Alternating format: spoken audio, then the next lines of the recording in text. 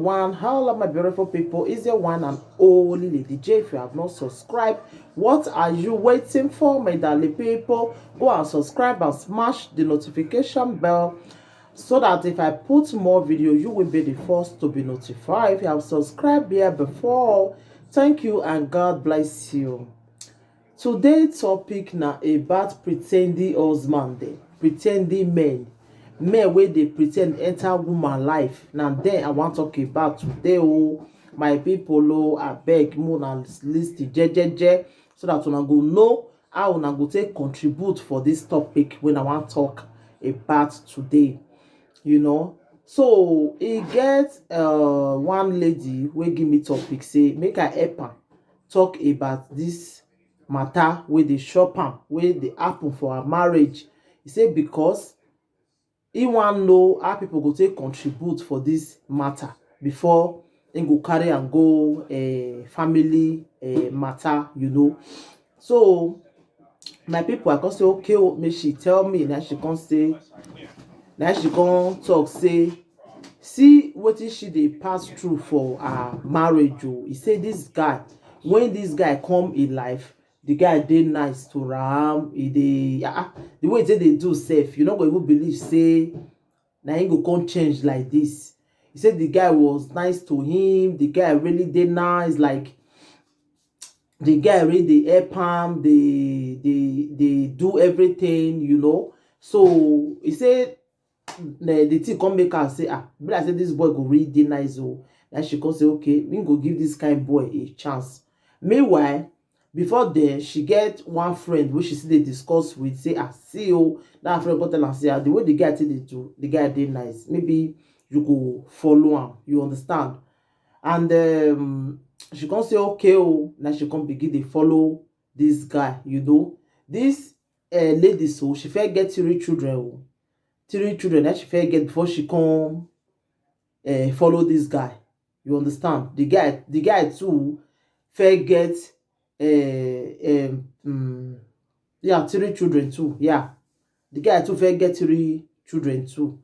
He say so he come say since the boy too first get 3, she get 3, the thing go just really bam. Na 12 they come start to dey follow each other. They come really dey follow each other, like the thing really dey go well, like the thing really good. So only complain wey she dey always dey complain about this guy be say, he say the guy no dey wan tell am things wey he dey do for Africa.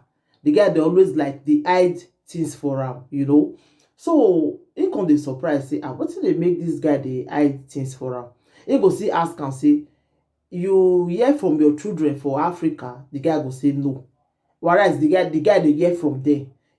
As in the thing go come dey surprise her, say wetin dey make this guy dey lie to am.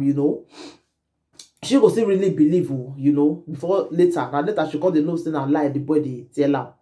He say so many things the guy go just dey house, he no go talk to am. And before, it was not like that. He go just dey house, he no go talk to am, he no go even ask am how you dey, how your body, you dey okay. His character, and now she don born for the guy, the character come change. E come be like say una know all those idare na wey be say document dem no get. E be like say na document make dem come the woman life, or because dem hear say the woman get paper, na make dem come.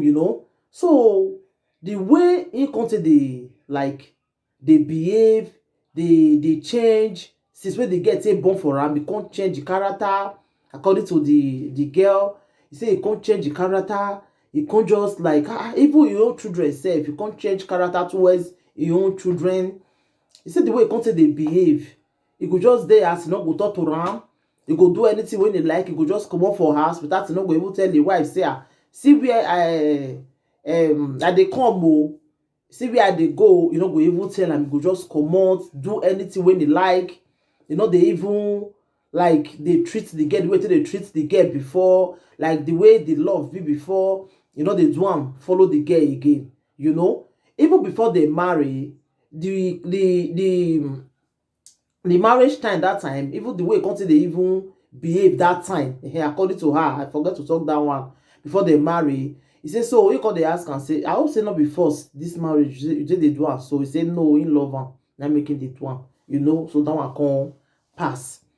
But the way the character now be say, him dey like, you know, dey wan tell the girl say see wetin him dey do. Him dey pretend like the way him got dey do be like who just pretend enter the girl life. Because the girl say, you know, they even like if the house, if maybe he do something bad, now you correct am say, ah, this thing wey you do, you not do am well. You go begin the verse, you go begin to keep mind this for you for his house. You no go talk to you again. You no go even want even though say you dey even sick, as far as this one for not dey play, even though say you dey sick, you dey even dey die, dey wake up, you no go even mind you.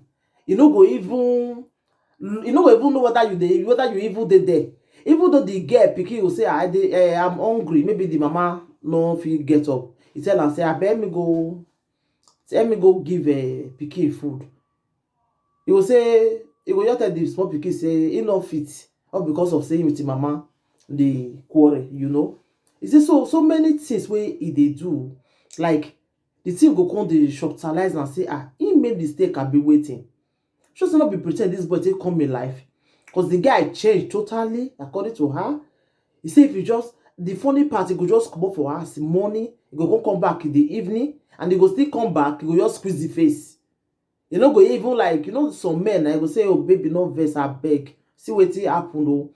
See why I not going come, oh. Or before he even come out, he go still tell the woman, say, I dey come, oh. Like, I dey come, oh. See where I dey go, oh. You know, go even talk, he go still come back, he go just squeeze the face. You know? So, he get first quarrel with the fair quarrel, according to the lady. He said the guy come pack it since he come out. So, later, he come still beg again, say he want come back, he come still allow and come back again. So, he come still allow come back, come still pack the things, come back, you know. So, now they sit there, he say, wetin she dey tell me, so the guy don pack reach like 4 times. Pack comot for house. If they just get a little misunderstanding, he go just pack. Later, he go see beg, he go say allow and come back. So this one now, when they can't do now, be say, he can't still pack again. As they pack again, just a little misunderstanding, because he can't dey staging for the girl, they work, you know, they want give the girl money again. The girl go even ask him, say, give me money, man, I take do shopping for house. You know, go give him. He go just like, even in your pikin when they still born for him, pikin not get food, bring money, it go be problem. You go just take the thing serious, like you go just the verse. Then the next thing go just come out, carry the things.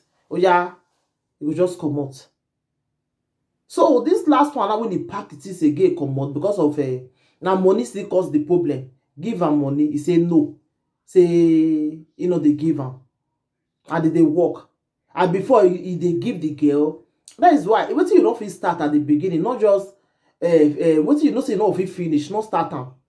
Because you don't start something finish. Now you know they want give the girl again, you can't dey stingy for her. Now they understand me now. You can't dey stingy for the girl now. So how you can't feel say that girl now will come dey happy with you? You this guy wey me dey talk to now. How you feel say the girl now go come reason you now? The girl go feel say you pretend come in life. Now what she go feel? Now he don't pack the things come out now. Now he wants start to the beg now, say want come back again. The girl say like no agree me come back again now. So my people, if now you wey dey watch me now, you go allow that man come back again to your house. And the many those character wey they possess, because the girl say since we take come out, he just get peace because he know your fit again, because also quarrel, keep minus, not the talk to ram. You go be like say she dey alone for inside house. You know they talk to her. You know they follow her play. You know they even before it was not like that. He says so he no want make he come back again. Now say my people, you know say this thing a marriage matter. You know if you tell woman say leave your husband or not leave your husband. So what do una think? Una wey dey watch me now, make she leave the man or make she allow the man come back to the house? Because according to her, he say no go gree make you come back to her house again. Make you come back to the house or make you dey outside two of them go still dey. How una reason am, my people? Now say make I bring am more say me contribute for this topic. So thank you everybody. Take care till I come your way next time again. I remain your one and only Lady J. If you have not subscribed, what are you waiting for? Go and subscribe and smash the notification bell. Thank you and bye.